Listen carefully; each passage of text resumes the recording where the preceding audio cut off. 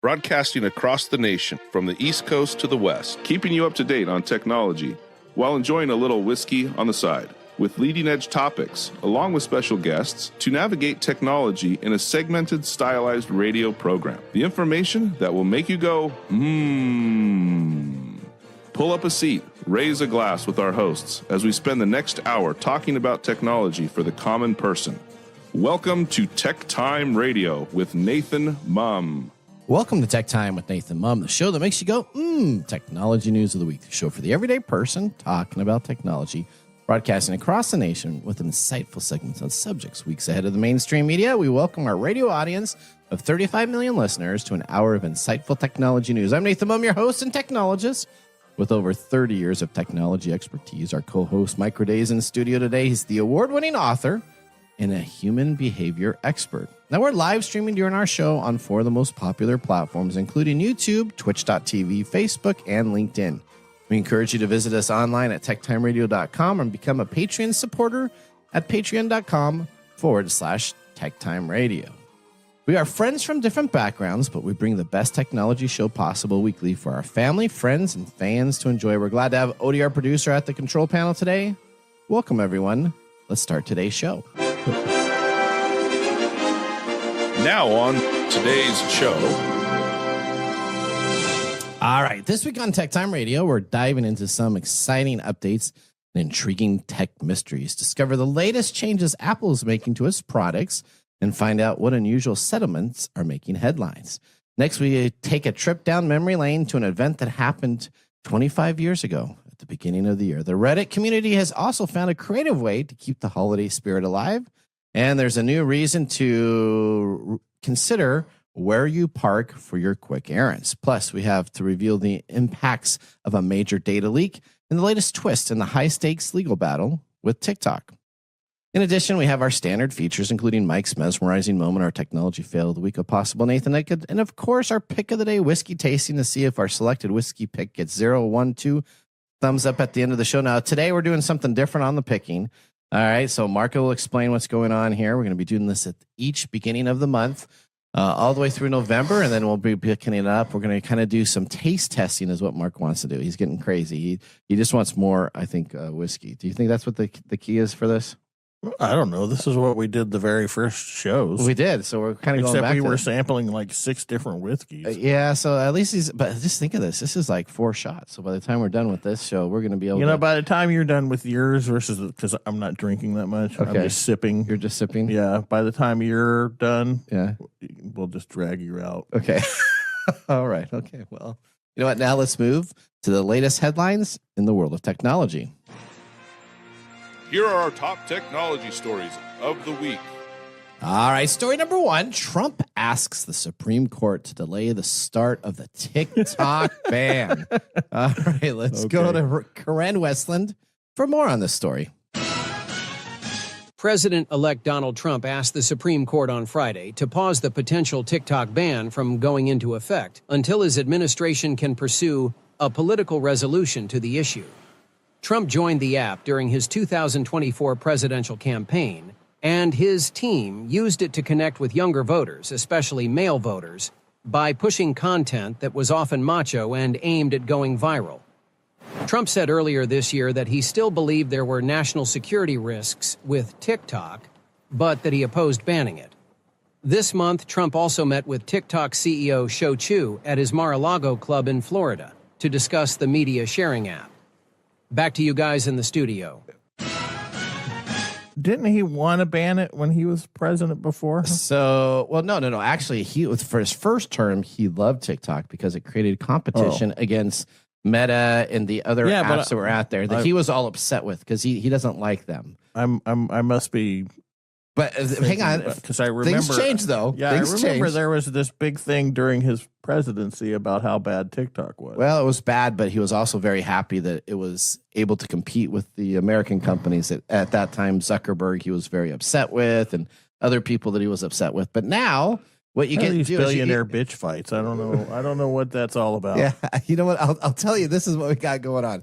We essentially have a whole new president in this term here because now he's inviting everybody to his estate in Florida, and they can just come in. Like Zuckerberg's been there. Everybody just comes and visits him, and by the time they leave, then Trump and him are like best buddies. So he invites the CEO from TikTok over. They got to go kiss a ring or something? I have no idea. All right. Well, this request came as TikTok and the Biden administration filed opposing briefs in court, with the company arguing that the court should strike down the law that could ban the platform by January 19th. Well, the government emphasized its position on the statutes. It needed to eliminate it as a national security risk. In a brief from Trump, though, he says he opposes banning TikTok at this junction and seeks the ability to resolve the issue at hand through political means once he takes the office. In their brief to the Supreme Court on Friday, attorneys for TikTok and its parent company, ByteDance, argued that the federal appeals court erred in this ruling and based it on its decisions of alleged risks that China could exercise control over TikTok's U.S. platform by pressuring its foreign affiliates. The Biden administration has argued in court that TikTok poses a national security risk due to the connection to China. But officials say just because China owns it and ByteDance has that information, that it's turned over its information for U.S. patrons to review and to take a look at, you can't hold them legally liable for having the ability to do something if they haven't done the ability of doing something. So that's kind of where we're at right now. We have this filing that came in last Friday from the administration that says that it's ByteDance company. All right, what's gonna happen? What do you think? So I think this is what's going to happen. I think it will get very close to being removed. There'll be lots of pushback from the app stores, including the Apple Store, the Google Play Store, that this would be a really tough thing to pull it back because you're going to have to start blocking people. The technology to do this means you have to go onto their phones, which is kind of an invasion of privacy in their app area, remove the app. So is that the government is now going to control what apps you have on your device? I think nothing happens. I think Trump comes on in. I think he does some type of backdoor agreement, not agreement. And he comes on out shaking hands and says, we're all good. Don't worry about it. I'll keep the eye on China. That's my, what do you think our buddy Espinoza has Espinoza hates TikTok, right? Well, yeah. And I like TikTok, and I think TikTok is really good because I think it's nice to have other companies out there competing with the United States companies that we know Meta sells their data to the United States so that they can go through and prune information and find out information about its clients. I just don't like having only one person in a sphere of control. Let's just have 3 or 4 people, and then I really enjoy the way you rationalize this, but what does Espinoza say? No, I don't agree with that. Okay, so you're on Nick's side, right? I'm on Nick's side of the fence. Okay. I don't think we should have foreign powers learning about American citizens. See, I think American powers learning about American citizens. Not that a Chinese government watching TikToks about people shuffle dancing is really going to do a whole lot. So it's going to know that I like a lot of home repair stuff. If there's a national security risk involved, I only gave him my name. Problem. I only gave him my name and my email address. Either more stuff out there has been compromised by me having a healthcare provider. At the end of the day, it really doesn't matter because no matter what we do, we talk about it all the time. Everybody gets hacked, and everybody's data is out there anyway. So, and later in today's show, we're going to be talking about. I'll just be positive about that and be like, "Hey, pro TikTok. Let's in fact, instead of just banning TikTok, let's just open it up to all government agencies. Just let them have everything." Well, wait till story number 4, because if this scares you right here, this does scare me. I give them little information of what they have. Wait till you get to story number 4. I want to drink before then. Okay. All right. Odie, I think you're up with story number 2. Is that right? Yeah. Beth Patton. Yep. Her favorite gift she's ever given through the holiday exchanges this year was inspired by her anonymous recipient's fondness for antiques and beetles. She made a stuffed beetle plushie using antique brocade fabric she found. Quote, making a stranger's Christmas is just really fun, end quote.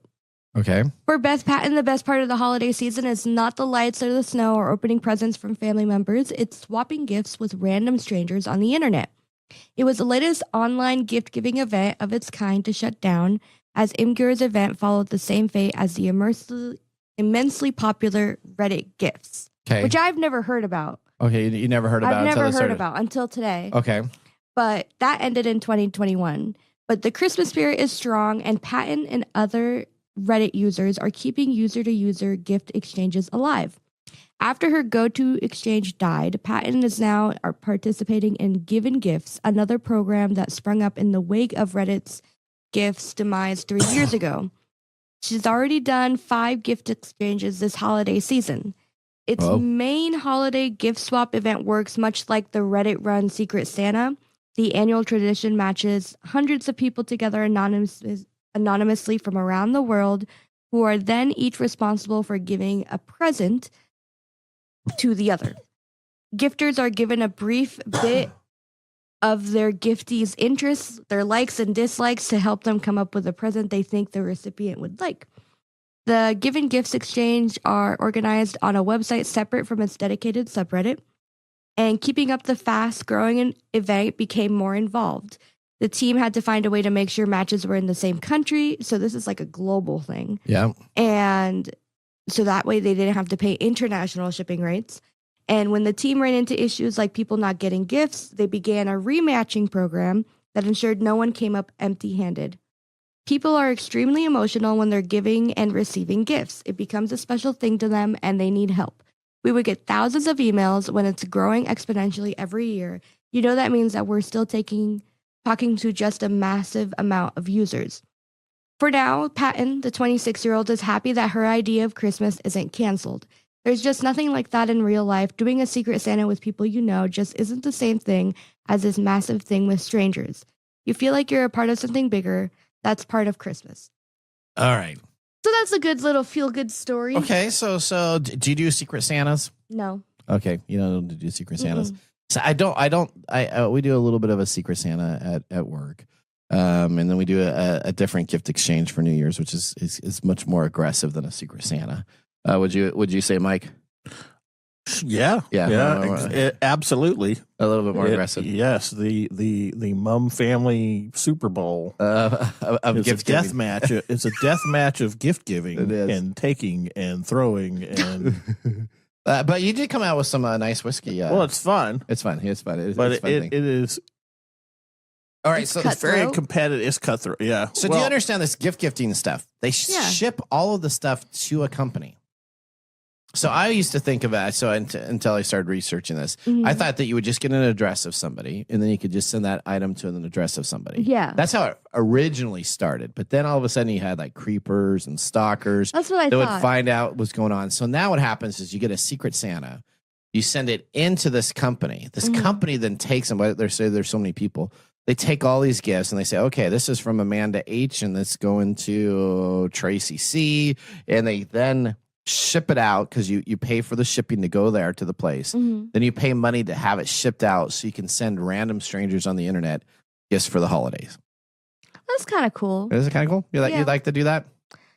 I think it would be fun. I think it's better than people are willingly participating other than, how you said at your work. Yeah. Not everybody is super happy and not everybody is fully into getting a good gift that is $30-some. $12 for something. Yeah. A lot of people just try to get away. One, they forget about it and then they don't do it. Or two, they don't want to spend up to the exact amount. Or like in the office when Michael just spent way too much and then other people were, fighting over one specific item. You mean Michael Scott from The Office? Yeah. Okay. Yeah. Yes, with the iPod. With the iPod. Yeah. Because he wanted to have the great gift, right? Yes, that shows one of the problem areas of these types of things. All right. Well, speaking of problems, you know what? There's a lot of problems with people parking where they shouldn't. And I'm guilty of this. Are you guilty of this? Are you guilty of parking in the bus lane? No. But listen, Capitol Hill is a minefield on its own. If I want to park in the center lane and put on my little caution lights for the 5 minutes that I'm picking up a pizza, screw that. I'm doing it. Whoa. Well, not days may be numbered. All right, I think Mike has a story for us. It's not a bus lane; it's the center lane. Okay, well, hey, don't be giving spoilers that's out even worse. Yet. Here you go. You're up, Mike. Yeah, if you're the kind of person that likes to park in the bus lane for a quick errand, you might want to think twice because the nation's biggest transit systems are now using AI-enhanced cameras to keep bus lanes clear of illegally parked cars. The company behind those cameras is a startup called Hayden AI, which offered to demonstrate how they work in real life on the streets near its offices in New Jersey suburbs. Cameras are mounted inside the front windshield of the bus where they can take in everything that's happening in the front of it. The system analyzes those images to decide if it's looking at a vehicle and whether that vehicle is stopped somewhere it shouldn't be. In just 3 years, Hayden AI has launched services with transit agencies in New York, Washington, Oakland, California, and Los Angeles. So right now it's okay, but it is deploying pilot programs in Seattle and Denver. There you go. It's not okay. In As Seattle. it should, because And it's talking with other cities, including Philly and Chicago. So yeah, they now have these installed. I know the person that actually worked on installing these in Seattle. Yep. as a Washingtonian, what are you doing parking in the bus lane? We don't have any space for these that's cars to begin That's why, with, because let we don't alone have a any bus. space. That's one of the urban problems is the amount of space and the amount of vehicles that we have and all the wonderful infrastructure that doesn't support it. That's why you need to take the light rail. So yes, take the light rail. Yeah. It actually works really nice.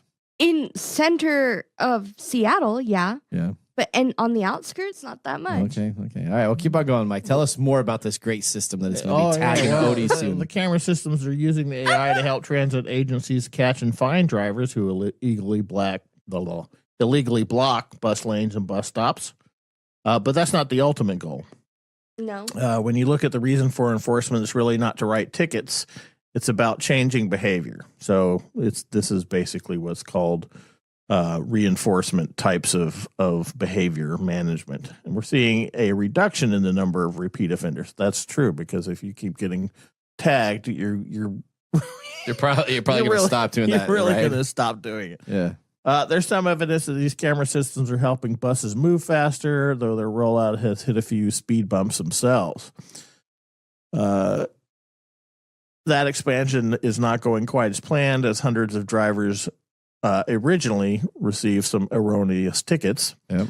It wasn't anything too worrisome at first because you realized that you were parked in a legal spot. And this person that I guess was erroneously tagged says that he's careful about parking only in the legal spot. So he was surprised when the tickets started arriving. And tickets. Plural. Repeat 3 in offender. a single day. Yeah. What? Yes. There's supposed to be an additional level of human review. Again, this is always the problem that we talk about when we talk about this AI stuff. There should be somebody who is looking at each video of the alleged violation before deciding to whether or not to issue the ticket. And typically speaking, that doesn't happen because we have a replacement. We trust replace the technology. Yeah, well, but if you replace it and you get 80 to 90% of the people that actually end up paying the fines immediately, and then you have to only have customer support for the 10 to 20%. I'm in all these new meetings now, at senior level management. And they would consider at a senior level, they would consider that a great idea that I only have to worry about 20%. That's like saying we have 100 hostages and we're going to be able to rescue 90% of them. That's exactly the same argument. The same thing for tickets? Yes. You're saying, you're saying that 10% is going to get illegally fined. That's okay. Well, but then so they can 10% of the hostages are not going to make it out. That's okay. We got 90. Well, no, because You know what? They If can they have an propose. issue, they could just pay attention to where they're parking.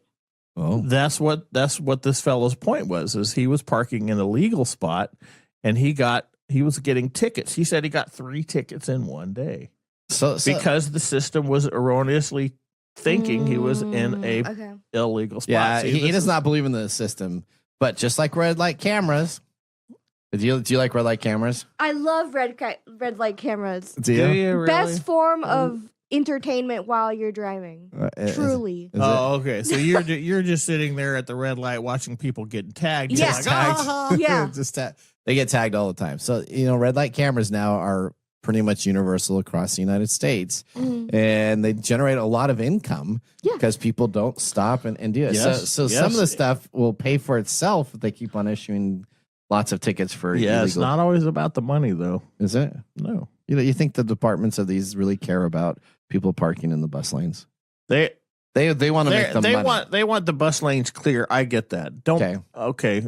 So is not a simple problem. It's a complex problem. Yeah. Because like we talked about at the beginning of the thing, the infrastructure is not built for what Americans like to have. So we have all these cars, and then we conglomerate in these cities, and there's not enough places to put your cars, especially if you have more than one car. Japan was perfect. When we were traveling in Japan, they understand how to do cars. So like one they don't have cars. So everything is mass commuted on either a bus line, but an Uber pickup. You have to Again, understand that's culturally generated, Yeah. right? Because they live on islands. They don't They don't require here. all that stuff. But Why can't it be done Americans Yeah. are Because not. we want our cars? Like this. We want our cars. We want our freedom. Yep, Yeah. personal freedoms. Well, and stuff speaking like of that. cars, let's talk about Volkswagen. The car manufacturer had a leak that exposed the location of 800,000 electric vehicles. Just think if you're driving in a Volkswagen, it's an electric car, and all of a sudden someone can track and know exactly where you are, to know information about your email, your address, your phone number, and information on your driver's record that's all available. Well, for months, this information has been around for all Volkswagen vehicles, available online due to a data leak, according to a report from a German news magazine, Der Spiegel. The leak reportedly stemmed from the software running inside the Volkswagen's vehicle. A whistleblower noted that it also affects EVs from Volkswagen's owned car brands on a global scale, including the Audi, the Seat, and the Skoda. We talked about this 8 months ago regarding modern cars are a privacy nightmare on a report that was done from Mozilla. And we talked about how automakers are also selling data and blocking the rights to repair. It's very interesting because when you ask the customer service on what happened here, it does note that there was a leak of services, but it has been fixed, and the amounts of data collected by modern day vehicles in this privacy nightmare has been taken care of, and no action is needed. So let's talk about what actually happened here just real briefly. We had 800,000 electric vehicles in Volkswagen that has a pinging device inside of them, with GPS pinging device that they did not have code written correctly for. And at any time, you could just pull up a car make and model number, and you could see the person driving it, the email of the person driving it, where it was across the globe. Does that make you feel safe to buy a new Volkswagen? Oh yeah, I always want everybody knowing where I live, Exactly and where where you I live, park, and your phone number, especially if I'm in a bus lane. Your bus lane. What's interesting about this is there's no recourse for Volkswagen. They just say that they had a leak and they took care of it. And as that information was available online for people to look at, just freely available, nobody hacked into it. It was just available on that. It's no big deal, I guess. No harm, no foul. That's what happened. Because at some point people just go, it's going to happen. That's because they signed their user agreements that said if that happens, that they cannot sue. All right. Well, that ends our top technology stories of the week. Moving on, we have more technology news just around the corner. Buckle up, tech enthusiasts, as we're going to do so with two truths and a lie after this commercial break. Looking for custom glass solutions for your next commercial project? Hartung Glass Industries is your trusted partner in custom glass fabrication. For over 100 years, Hartung has delivered proven manufacturing expertise, comprehensive product offerings, and dependable service and quality. From energy-efficient facades to custom shower doors, we create glass solutions tailored to your project needs. With 8 facilities across the U.S. and Canada, we combine national expertise with a local touch-ensuring faster service and unparalleled customer care. Hartung Glass Industries, where quality meets innovation. Visit hartungglass.com to learn more.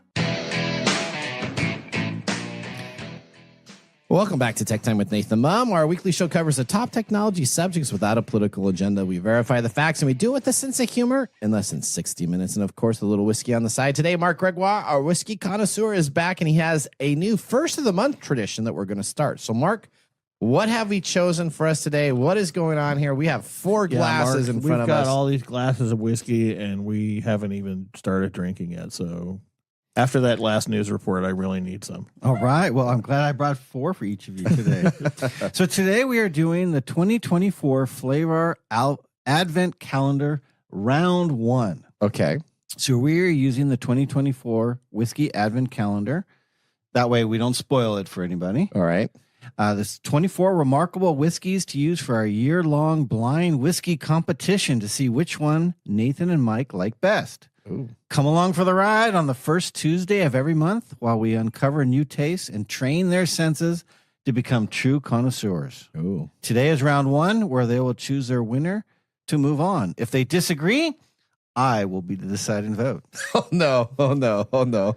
Now, today, all 4 of our samples are straight bourbon whiskey. So start tasting them because you got to get through 4. All right, here we go. Here's the first one.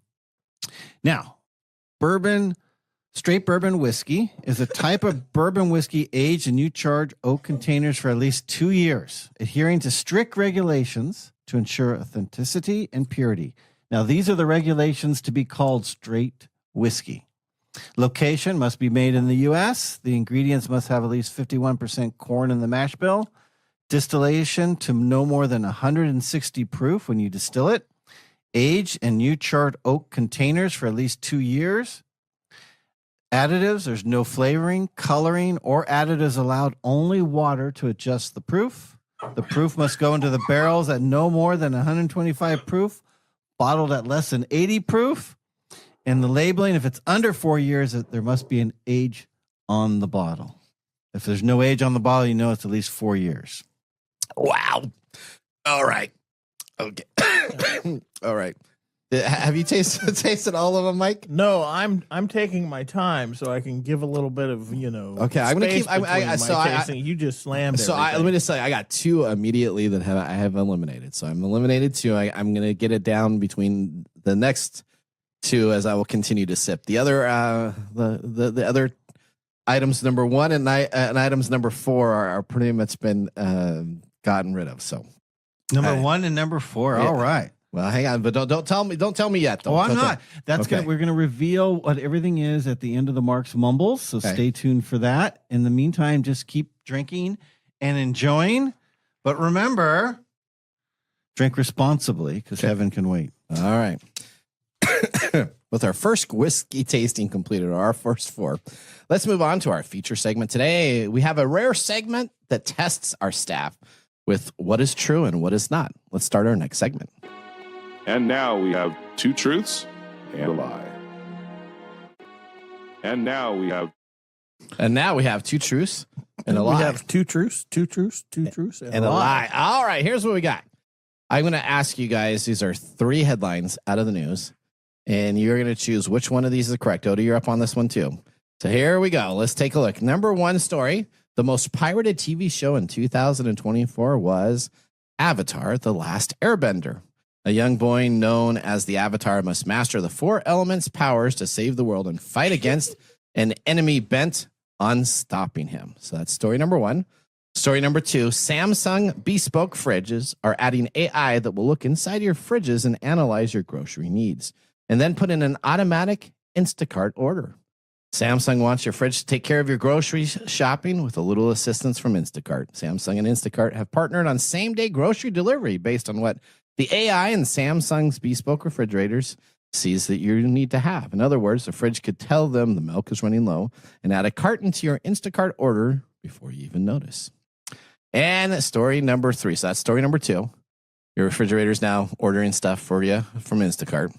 Story number 1, the most pirated show was Avatar. And story number 3, Apple CEO Tim Cook is the next tech executive to donate $1 million to the president-elect Donald Trump's inauguration committee.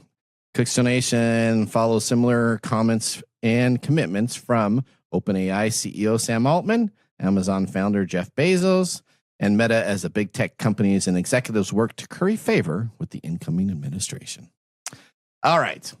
So I never knew that this inauguration committee and this inauguration money was ever like this big deal. But this guy has now got over $10 million in his war chest for what's the inauguration? Is it just for the party? I need to find out more information from that because I don't know if that's just to throw the party or it's for the whole ceremony, the swearing in. It's for all of that. They bring bands. Yeah. Okay. It's going to be the biggest one ever. Wow. So that one is a true one, huh? Well, I don't know. Okay. Well, did you listen to everything in there? Are we sure that Open's AI CEO Sam Altman and Jeff Bezos and Meta have also donated $1 million? So that was the little trick I could have thrown in there, right? Yeah, we know your game, buddy. Okay. All right. So okay, Odie, are you trying to look online real quick? I'm on Facebook. You're on Facebook. Okay, all right. Which one of these three do you think is the lie? You know, as much as I love Avatar: The Last Airbender, Yeah. I think that's the lie. Oh, you It's think the that's the most- lie? Yeah. Okay. It's too good to be true. Okay. In my all right. eyes. All right. That's your lie. Okay. Mark, what's your lie? You know, I had the same thought as Odie, except I don't want number 3 to be true. So I'm going to say that one's not true, even though I'm probably wrong. Because I just can't fathom that. Tim Cook, an Apple CEO, giving him money. All right. So he's got number. Well, Mike, it's up to you. There's 2. Yeah, I'm going to go with Odie here. I'm going to say that Last Avatar is the false one, because I can really believe that AI is trying to tell me my milk is low and going to try and order it Yeah. online. Okay. And I feel like I'm pretty sure that donating $1 million to the inauguration fund is a normal behavior. Okay. All right. Well, so let's just talk about number 2.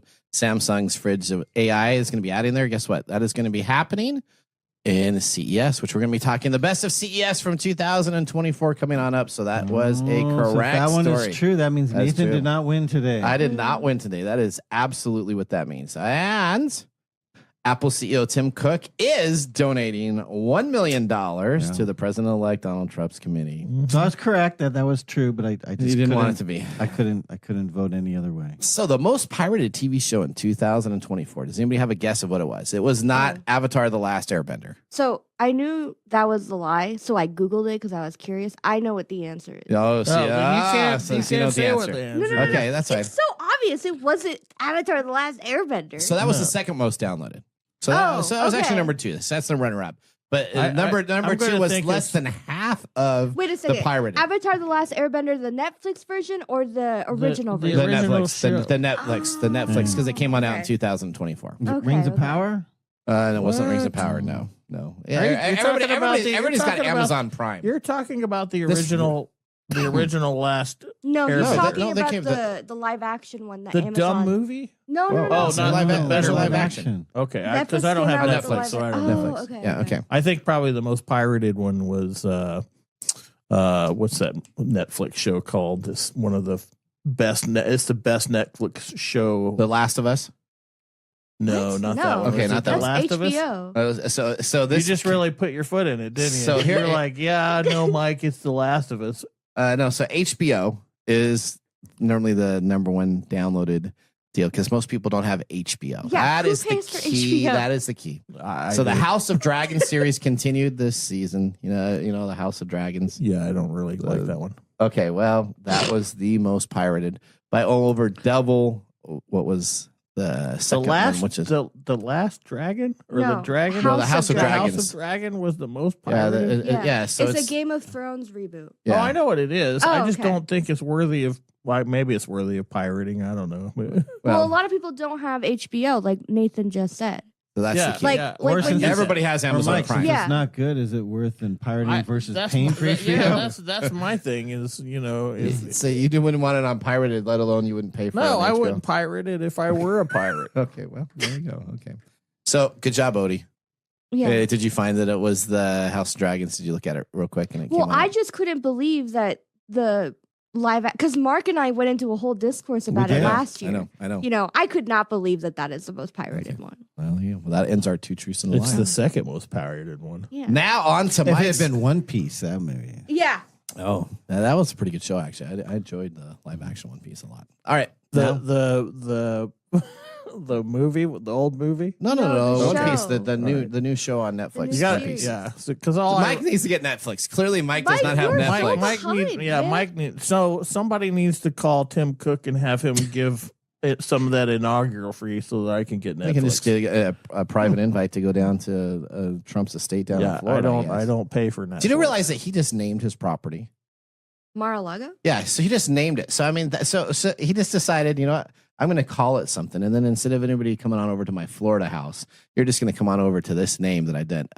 It just kills me. He just decided to market his Are we own house. surprised by this? So this is now this is this is Nathan this is Land now stuff. Kingdom Come. So when you come into my house and you come into the studio, you're now coming into Kingdom Come. get so out of we here. You know, Nathan, I don't want to defend anybody. Uh-oh. However, that is not an uncommon thing to do. Is it? And it's actually been shown in real estate. If you actually name your property or have a name for it, it actually increases its value too. Really? Yeah. That's why I'm gonna name my property apartment complex. Yeah. It's- Oh, well, there you go. Okay, There we go. On to the All next right. story. there's the get out of that All right. story. Let's move on now to Mike's mesmerizing moment.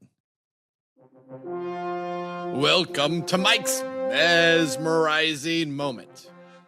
What does Mike have to say today?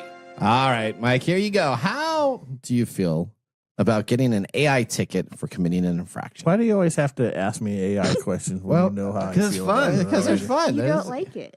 Well, he does like it. He's very positive about it. Yeah, I'm super positive that I want all AI to track my movements, what I eat, when I pee in my toilet, where I park. I'm actually looking forward to that. That was Because CS. that can tell you so Yeah, much. they have Yeah, CS. Yeah, yeah. your The water kidneys, from the man. toilet. Yeah, it'll Yeah. tell me if my kidneys are failing. That's something. We got yeah, kidney that- stones or. Mhm. I'm getting so old that. All right. that's How do you my feel about annoying. getting an AI ticket for committing an infraction? You know what? I would be okay with it because that has a better chance of getting thrown out of the court and I won't have to pay anything, except for the fact that I have to spend time going to court Yeah, to I was just challenge about it. to say you have So- to go to court, pay your parking ticket, which So, is probably also AI. If we're talking about getting a ticket from a real police officer versus an AI ticket, I would rather get the AI ticket. I don't want to get AI tickets at all. Okay. But if I have to decide whether or not I'm going to get a ticket from a real cop or an AI cop, I would prefer the AI one because that would be easily challenged in court. Okay. All right. Well, thank you, Mike, for your mesmerizing moment. I don't think that was very mesmerizing. Neither do I, but that's all right. It's your moment. All right. It doesn't really talk about human behavior. Well, so, no, we did. You had the AI ticket things. I was just curious. People like to learn a little bit about Mike. no, they already know that I don't like AI that much. Okay. Well, they're learning. If they're new to the show, If you're new to the show, I don't like AI. I think it's irresponsible and way overpowered. All right. Up next, we have This Week in Technology. So now would be a great time to enjoy a little whiskey on the side as we're going to be doing so during the break. You're listening to TechTime Radio with Nathan Mumm.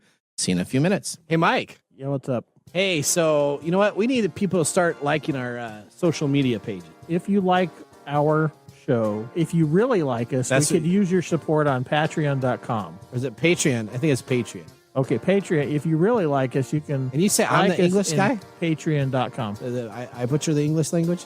You know you butcher the English Okay, language so it's all the time. It's patreon.com. Patreon.com. If you / if you really like our show, you can subscribe to patreon.com and help us out. Oh, and you can visit us on that Facebook platform. You know, the one that Zuckerberg owns? The one that we always bag on? Yeah, you can. We're on Facebook, too.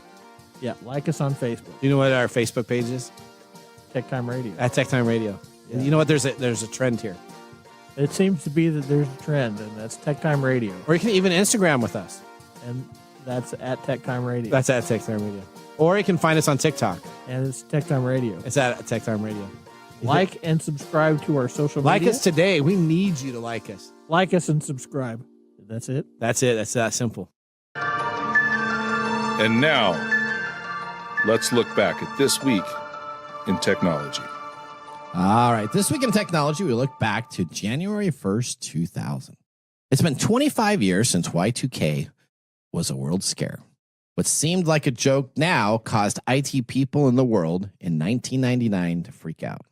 In December of 1999, the world prepared for the global meltdown known as Y2K. It all stemmed from a small software glitch. Many older computer programs had been coded with dates using just 2 numbers instead of 4.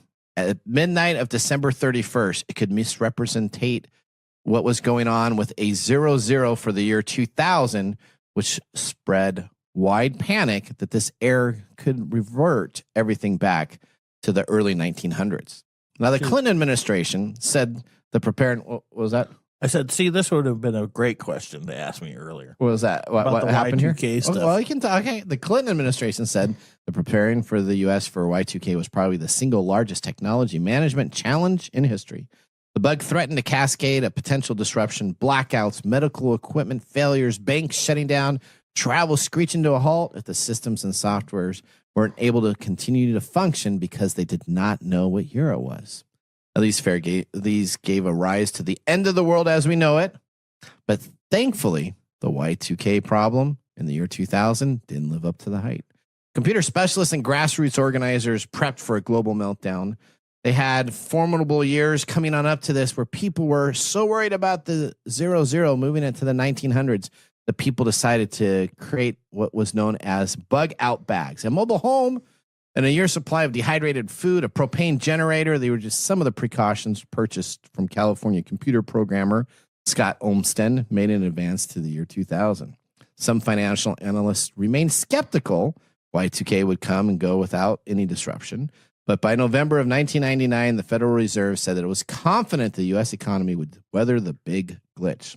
Dozens of communities across the U.S. formed Y2K prepper groups to starve off an unnecessary panic. Now, Kathy Gracia, an organizer for the Y2K Community Project in Boulder, Colorado, said fears of the social meltdown offered opportunity to take stock. So let me ask you this. Mike, Y2K came during your time. Were you scared about Y2K shutting down everything? I was not, but I was working security at that time frame, so everything was all hands on deck all over the place.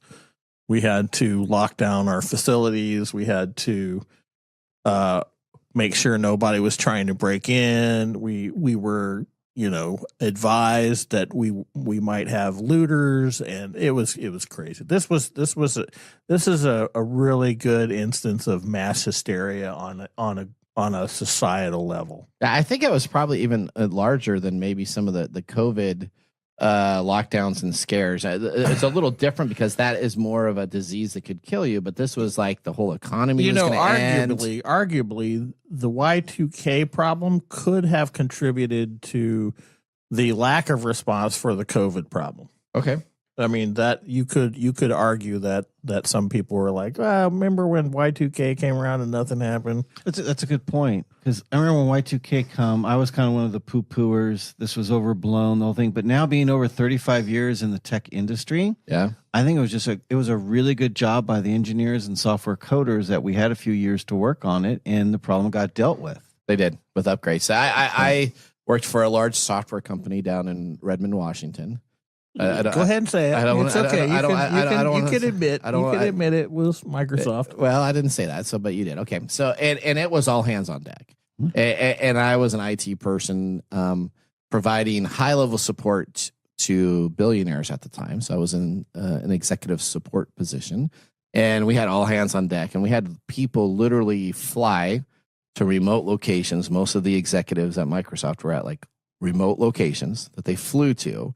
And they were bunkering down to ensure in case things went bad. This is the bigwigs at the software company. Yeah. We're scared of what was going to happen, and they bunkered down. And then all of a sudden, everybody watched Sydney, right? So that was everybody was watching to see what happened in Australia. And then when Sydney didn't crash and things were still running there, then all of a sudden there was this big, yes, we may be able to make it. And then what we didn't realize, which is interesting now, is that this is such a global event that we could watch other nations as their time rolled over at different times and then see how things were going. Because by the time it hit through UK, as it was coming through and there was no issues, then all of a sudden we got big emails coming on out. It looks like this was a little bit overblown. We've been able to fix this. Totally overblown. Don't worry about it. You can stand down. So it was a very interesting deal because it didn't even come to the United States by the time that we were back on minimum staff, back to just regular support. I managed a 20-something person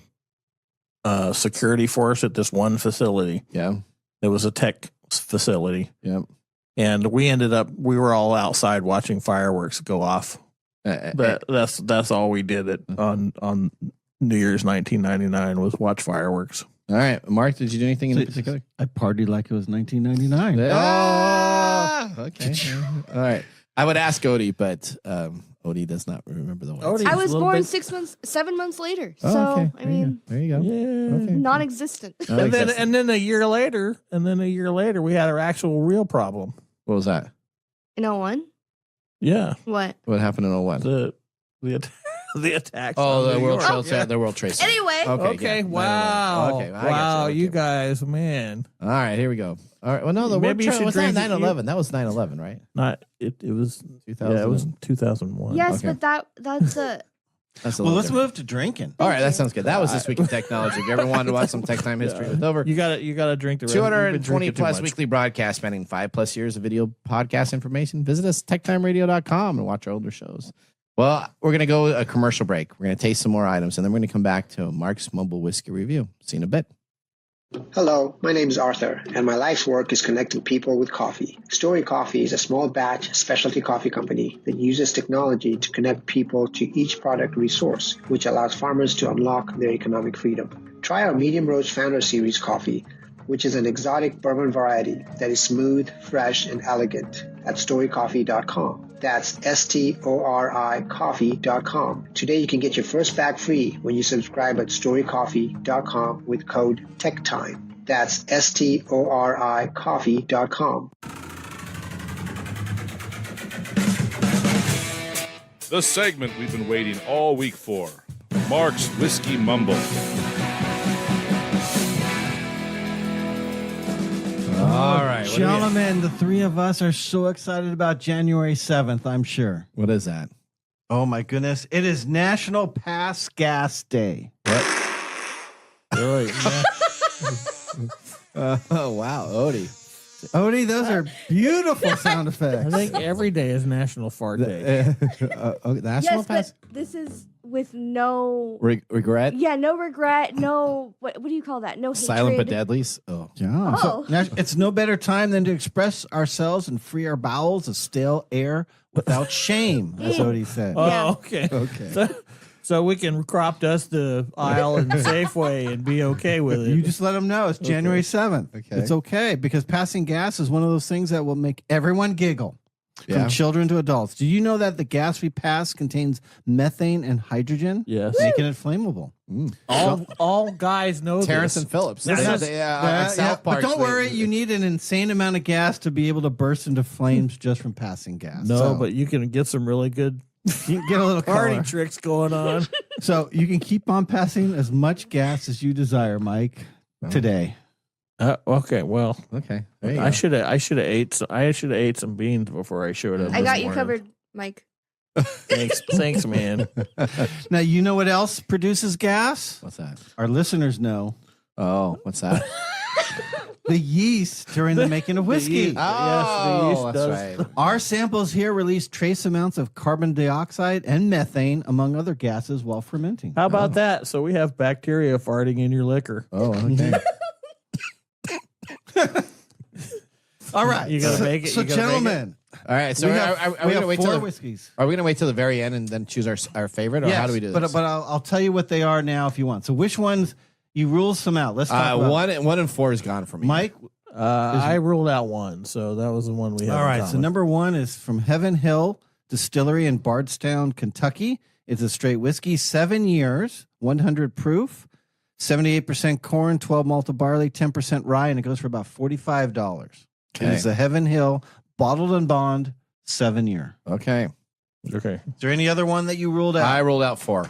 Mike is. I guess if I have to rule out something, I ruled out 3, but I had. Is 3 still in contention? 3 is still in my contender. Well, I'll tell you what everything is. Okay. because I don't. You guys already have Okay. had the sips. So number 2 is chicken cock. I'm going to just rule out What is that? on the name. Chicken cock. Okay. Kentucky Straight Bourbon. It's from Grain and Barrel Spirits. Bardstown Bourbon Company distilled it. Straight whiskey. It's non-age stated. 90 proof, 70% corn, 21% rye, 9 malted barley, $60. I've actually bought that before. It's got a Yep. red chicken. You've been That's on. the It's logo. been on the show before. Yep. You're a chicken cock, are you? No. Can't see any Number more. 3 is Pinhook Kentucky Straight Bourbon That's kind of, I'm liking that one. from CJS Beverage Corp. It's distilled at Castle and Key Distillery in Frankfort, Kentucky. Straight whiskey, non-age stated, 98 proof, 75% corn, 15% rye, 10 malted barley, $43 for this one. Okay. And the final one, number 4, which you did not like, and Mike has not ruled out, which is so shocking. Okay. It is Remus Highest Rye Bourbon. Okay. I don't think that's shocking because you have been trying to get me to become a Rye fan, and I have been totally going on that. So this is from Ross and Squibb, which used to be known as MGP from Indiana. Straight whiskey, 6 years old, 109 proof, 51% corn, so the minimum corn it can be to be called a bourbon, 39% rye, and 10% malted barley. It goes for $55. All right. Okay, well, we'll see which ones are at the end of their show. Yeah. Whiskey and technology are a great pairing, just like the comedian classic gems of Laurel and Hardy. Did you know that they appeared as a team in 107 films, starting in 32 short silent films, 40 short sound films, and 23 full-length feature films? I did not know they did that. They were that. That's a lot. Did you like that information? No. All right, let's prepare for our technology fail of the week, brought to you by Elite Executive Services. We are out of time. Congratulations. You're a failure. Oh, I failed. Did I? Yes. Did I? Yes. Did I? Yes. All right, well, today's failure comes to us from the world of Apple and CPSC. Now, Apple AirTags had to add a new child safety battery warning. Apple is adding the warnings to comply with law mandating labels on products with buttons, cell, or coin batteries. Apple has added warning labels to AirTags and their boxes to comply with the law requiring the label of the product with buttons, cell, or coin batteries that they could be ingested by children, according to the U.S. Consumer Product Safety Commission in a press release. AirTags imported to the U.S. after March 19th, 2024, which was when the law was known as Reese's Law, went into effect, did not have the required on-product, on-box warning concerns for the severe risk or injury of battery ingestion if these small batteries are not kept out of reach of children. Now, Apple AirTag battery compartments have the warning symbols. Apple has updated all the boxes to include required warning statements.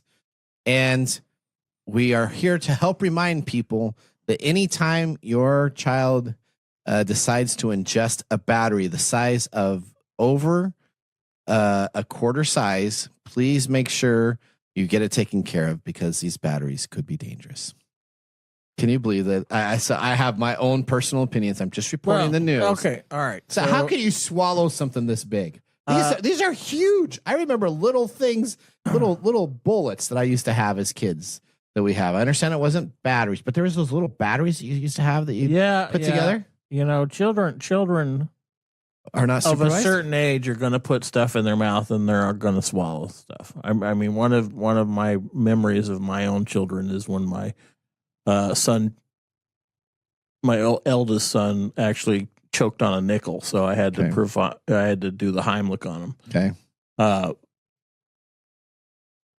So this is obviously a concern for little children. Yeah.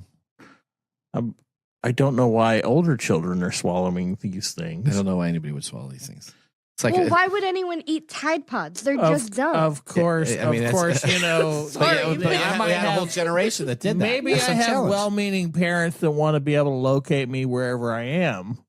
Is that what you have going on? So here, okay. Instead of putting this on their clothes, they just I don't know. I shouldn't joke about this, but I mean.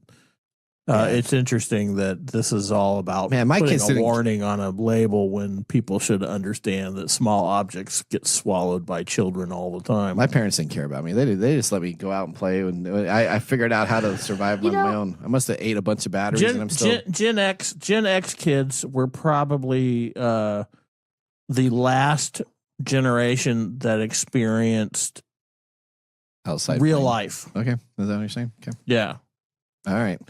So Odie, your life is fake. all. We didn't have bike helmets. Yeah, don't look like that, Odie. We didn't have bike helmets. We have seatbelts. We had lawn darts. Yeah, I remember those big. I still have those lawn darts too. I know you do because you have everything. No, hang on now. Okay, let's move on now to our Nathan Nugget. This is your Nugget of the Week. All right, here we go. Do you know Apple? Okay, everybody listen up. Here's your what is that when they used to come on Saturday morning cartoons and they provided you educational updates? What do they call those things? It was like Conjunction Junction. There was like Schoolhouse PSAs. Rock. Schoolhouse PSAs. Rock. Here's your PSAs. PSAs. That's Here's a public service announcement. yeah. So this is a PSA for everybody that's listening. For on Tech Time Radio. Nathan, Saturday Apple- morning cartoons is Apple, a PSA. That's right. Apple will pay $95 million to people who were spied on by Siri. You can get up to $20 for each device you bought that you accidentally activated Siri on. Apple has agreed to pay $95 million in a settlement with users whose conversation were inadvertently captured by its Siri voice assistant and potentially overheard by human employees. Overheard by human. So maybe that's why Apple's paying Trump $1 million as part of the settlement. The proposed settlement reported by Bloomberg could pay as many devices, $20 per device, up to 5 Siri-enabled devices. That means if it's approved by a judge, you could receive $100 in your pocket. How do I prove that Siri has been devices. spying on me? Yeah, thank you, because that literally happened to me 2 weeks ago. Okay, if approved, the settlement, listen up here. If approved, the settlement would apply a subset of U.S.-based people who owned and bought a Siri-enabled iPhone, iPad, Apple Watch, MacBook, iMac, HomePod, iPad Touch, Apple TV between September 17, 2014, December 31st, 2024. 10-year gap.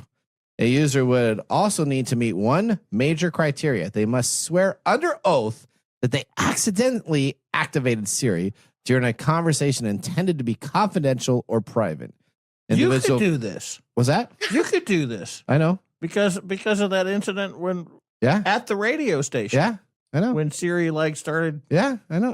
Independently how they claim. The initial class action suit This against is why Apple you're talking about it. followed a 2019 report. I can actually say that it wasn't supposed to do it. Alleged Apple third-party contractors regularly heard confidential information, including medical information, drug deals, couples having sex, and other items that were out of Siri's control. So when can I do this with my Amazon devices? Wait. How Because Alexa, gosh, she's just going off all the time. You know, sometimes she turns Alexa on music sucks. now when I don't even ask for it. All of a sudden, I'm sitting there and like music. Comes on, I want to Mexican know music. I said that. I don't know. Mark says that he keeps on asking Siri to do the Mexican music. And I don't mind. That's right. I love mariachi music. That's right. Yeah. All right. I want to know how you turn it on while you're, doing Anyway, it. All right. Well, You know, your trigger word is the same word as the. Are you saying, oh, Siri, oh, Siri, oh, Siri? All right. Okay. Well, now you know what. With that great visual in my head, let's move on to our pick of the day whiskey tasting. And now our pick of the day for our whiskey tastings. Let's see what bubbles to the top. But keep on. I'm going to get money from Apple for that because the series. I should write a claim. All right, Okay. gentlemen, you have 4 whiskeys in front of you for our round 1 of our 2024 Flavor Advent Calendar. Okay, so now if I pick one, does that continue on to the next round? If it's the winner of this round, yes, it does. Oh wow. Okay, I am going to go with number 2, the chicken cock. All right, Mike. Yeah, that was one of my picks. I was having trouble with the chicken one and the number 4 one. So which one are you picking? So I just for the sake of moving it on, I'll pick 3. I'll Okay. pick chicken. That's number 2. All right, then I don't Chicken have to do a cock. tiebreaker, which Okay. is lucky because you guys, the correct order for our listeners out there is glass number 4. The Remus was number 1, and then in second place should have been the Heaven Hill, which is bottle number 1. In third place was bottle number 2, Chicken Cock, and in last place was Pinhook, according to the actual connoisseur. Really? Huh. Yeah. Okay. Well, I did. So, Mike, if you had like. chosen number 4, I would have chosen that over your chicken. Yeah, I was going to choose that one. Well, that but one chicken is cock a moves little on. too All right. Well, mild. the science of tomorrow starts with the technology of today. We'll see you guys all next week. Bye-bye. Later. Thanks for joining us on TechTime Radio. We hope that you had a chance to have that moment today in technology. The fun doesn't stop there. We recommend that you go to techtimeradio.com and join our fan list for the most important aspect of staying connected and winning some really great monthly prizes. We also have a few other ways to stay connected, including subscribing to our podcast on any podcast service, from Apple to Google and everything in between. We're also on YouTube, so check us out on youtube.com/techtimeradio, all one word. We hope you enjoyed the show as much as we did making it for you. From all of us at TechTime Radio, remember, mum's the word.